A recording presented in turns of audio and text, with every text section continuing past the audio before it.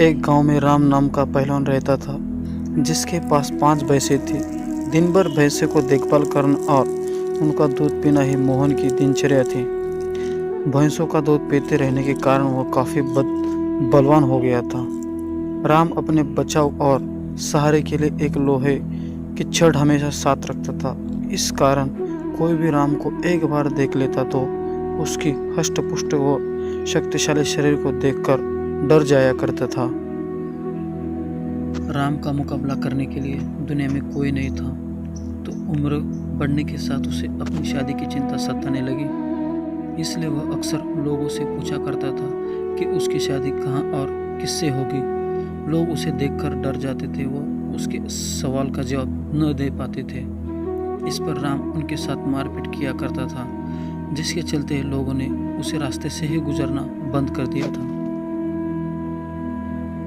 एक बार किसी दूसरे गांव में एक ब्राह्मण और एक हमाम किसी विवाह समारोह में शामिल होने जा रहे थे। रास्ते में उन्हें राम मिल गया।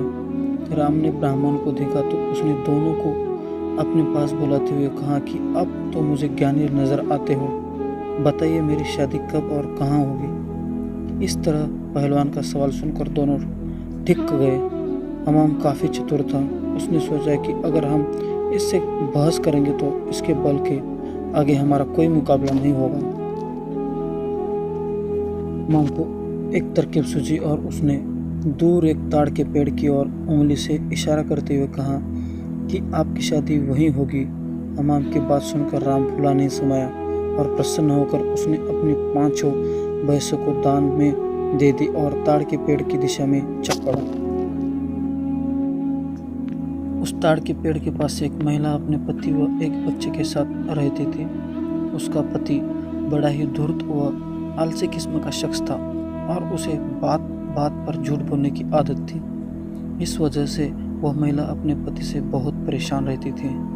काफ़ी दूर तक पैदल चलने के बाद जब राम ताड़ के पेड़ के पास पहुंचा तो वह औरत घर के बाहर निकलती।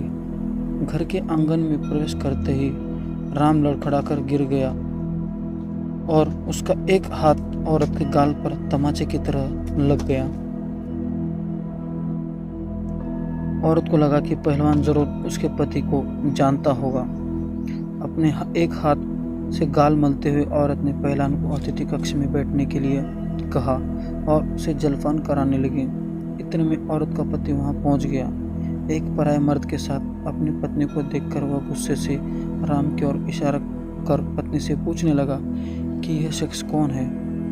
औरत ने डरते हुए कहा कि उसे लगा कि वह परिचित है, इसलिए उसने उसे पति को बताया और अंदर आने के लिए बोला। अपनी पत्नी की बात सुनकर वह शख्स और भी क्रोधित हो गया और लड़ने के लिए राम की ओर झपका। शख्स को रोकने के लिए राम ने अपने लोहे की छड़ से उसके सर पर मार दिया, जिससे वह आदमी वहीं पर मर गया। यह सब दृश्य देखकर उसकी पत्नी रोने लगी। माहौल को देखकर पहलवान वहां से जाने लगा तो उस औरत ने राम को और देखकर कहा कि उसके पति के अलावा घर में कमाने वाला कोई नहीं है और उनकी मृत्यु के बाद अब तुम्हें हमारे साथ ही रहना होगा। इसके बाद राम और औरत के साथ उसी घर में रहने लगा। मोहन को भैंसों का दूध पीने के अलावा कोई काम नहीं आता था। ऐसे में कुछ दिन बाद जब घर का राशन खत्म होने लगा तो महिला ने उससे कहा कि वह बाहर जाकर कुछ कमा कर लेकर आए या फिर राजा के पास जाकर खेती के लिए जमीन मांग ले ताकि वह खेती कर अपना भरण पोषण कर सके। महिला की बात सुनकर पहलवान अपने लोहे की छड़ उठाए राजमहल की ओर चल पड़ा। राजमहल के पास पहुंचने पर सभी द्वारपाल और सैनिक राम की काया देखकर डर से कांपने लगे और तुरंत राजा तक सूचना पहुंचाई कि कोई बलवान हाथ में लोहे की छड़ लिए महल की ओर बढ़ता चला आ रहा है। सूचना पाकर राजा ने तुरंत अपने मुंशी को बुलाया और उसे तत्काल पहलवान के पास जाकर आने का कारण पूछने को कहा। पहलवान मुंशी की खेती के लिए जमीन मांगने की अपनी विनती बताता है। संदेश लेकर राजा के पास पहुंचने पर राजा पहलवान को ढेर सारी जमीन देने का आदेश देता है। मुंशी बेहद चतुर था। तो वो एक राजा द्वारा पहलवान को दी गई अधिकांश जमीन स्वयं के लिए रखकर मोहन को कब्रिस्तान के पास एक बंजर जमीन का छोटा सा टुकड़ा देता है, जिसे पहलवान खुशी खुशी वापस लौट जाता है। उस बंजर जमीन के पास के बीच में एक पीपल का पेड़ होता है, जिस पर भूतों का बसेरा रहता है। जमीन को फसल उगाने योग्य बनाने के लिए जब पहलवान जुताई शुरू करता है तो पेड़ के कारण उसे खेत जोतने में परेशानी आने लगती है। राम उस पेड़ को उड़ाने की ठान लेता है और अपने लोहे की छड़ से उसके ऊपर प्रहार करता है, जिससे करीब 150 भूत पेड़ से नीचे गिर जाते हैं और गुस्से से पहलवान की ओर लड़ने के लिए दौड़ते हैं।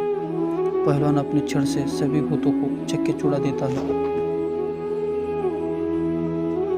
पहलवान से जीतना असंभव जानकर भूत राम के सामने पेड़ न काटने की गुजारिश करने लगते हैं।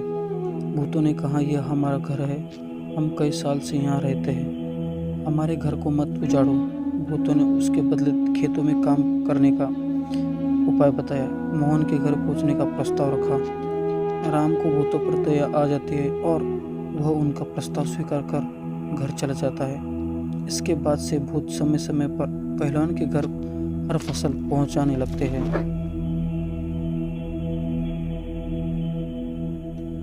एक बार उन भूतों का गुरु उनसे मिलने आता है। सभी भूतों को दुबला पतला व कमजोर देखकर वह उनकी दुर्दशा का कारण पूछता है।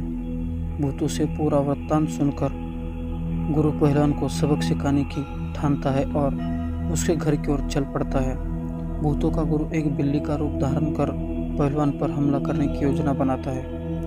उन दिनों पहलवान के घर में रोज एक बिल्ली रसोई के घर सारा दूध पी आ जाती थी, जिससे वह काफ़ी परेशान था।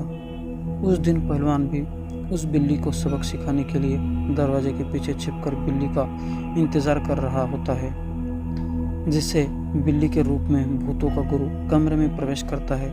पहलवान उस पर प्रहार कर देता है। पहलवान के प्रहार से भूतों के गुरु की कई हड्डियां टूट जाती है और वह अपने असली रूप में आकर अपनी जान बख्शने का निवेदन करने लगता है। मोहन ने भूतों के गुरु को छोड़ने पर खुद के लिए सजा चुनने के लिए कहा। ऐसे में भूतों के गुरु ने कहा कि उसे बख्शने पर वह राशन की मात्रा दोगुनी कर देगा।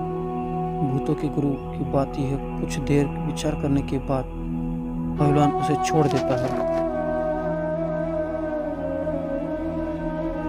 पहलवान के घर से निकल कर भूतों का गुरु सीधे अपने शिष्यों के पास जाता है। शिष्यों के पूछने पर वो उन्हें पूरे वृत्तांत बताता है और कहने लगता है कि अब उसे पहलवान के घर भेजने वाले राशन की मात्रा दोगुनी करनी होगी। दोस्तों, कहानी से यह सीख मिलती है कि अगर आपका भाग्य बलवान हो तो विपत्तियां भी अवसर में बदल सकती है। दोस्तों, वीडियो अच्छा लगे तो लाइक और सब्सक्राइब कर दीजिए। धन्यवाद।